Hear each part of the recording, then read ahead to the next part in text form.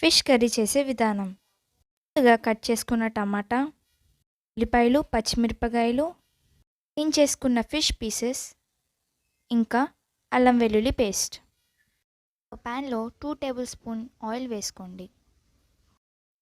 దానిలో మనం కట్ చేసుకున్న ఉల్లిపాయలు ఇంకా పచ్చిమిరపకాయలు వేసుకోండి. వేసిన తర్వాత ఒకసారి కలపండి. కలిపిన తర్వాత చిటికెడంత పసుపు వేసుకోండి. దాని తర్వాత అల్లం వెల్లుల్లి పేస్ట్ కూడా వేసుకోండి. ఒకసారి బాగా కలపండి.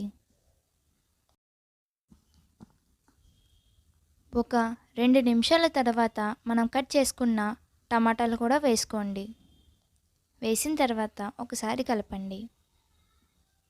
ఒక 3 నిమిషాలకి మూత పెట్టుకోండి. మూత తీసిన తర్వాత ఒకసారి బాగా కలపండి. టమాటాలు మగ్గిన తర్వాత కొంచెం కారం వేసుకోండి.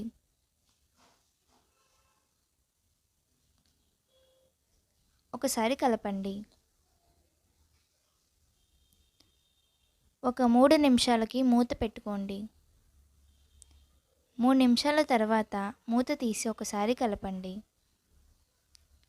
కలిపిన తర్వాత కొంచెం ఉప్పు వేసుకోండి.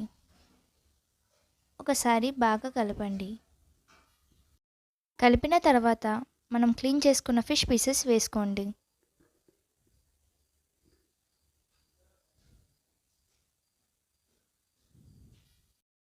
ఒక 3 నిమిషాల వరకు వేగనివ్వండి. మూత పెట్టుకోండి. మూత తీసిన తర్వాత ఫిష్ పీసెస్ని తిప్పుకొని ఒక 2 నిమిషాల వరకు వేగనివ్వండి.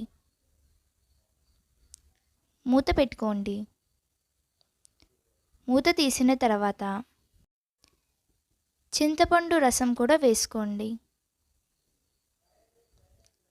ఒక 2 నిమిషాలకి మూత పెట్టండి. మూత తీసిన తర్వాత కొత్తిమీర కూడా వేసుకోండి.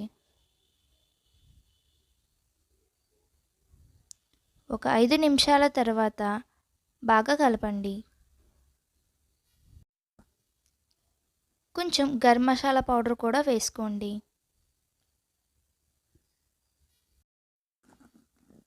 ఒక 10 నిమిషాల తర్వాత ఒక బౌల్లో తీసుకోండి.